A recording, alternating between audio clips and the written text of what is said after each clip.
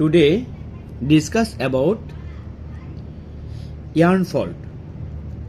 আজকে আলোচনা করব সুতার যে ফল্ট আছে সেই বিষয়গুলো নিয়ে। তো সুতার ফল্ট তো অনেকই আছে, যেমন ধরুন naps, thick place, thin place, FD, হ্যাঁ, পলিপ্রপাইলিন, তারপর হচ্ছে যে পিরিয়ডিক ফল্ট। তো এর মধ্যে এরপর হচ্ছে কাউন্ট ভেরিয়েশন। তো এগুলোর মধ্যে আমি চারটাই নিয়ে আজকে আলোচনা করব।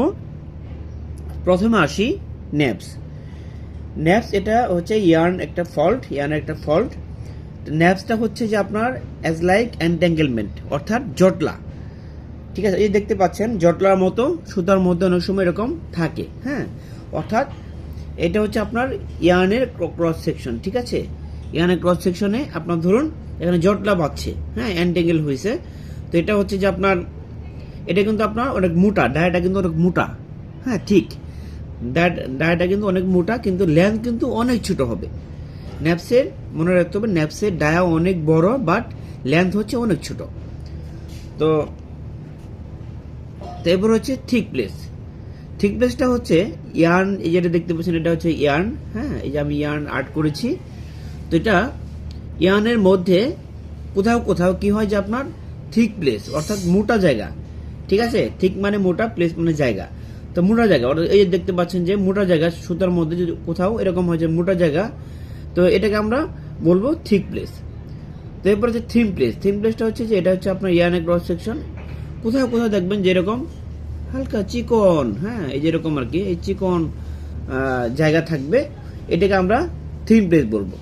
ঠিক আছে, তো এরপর আসি আপনার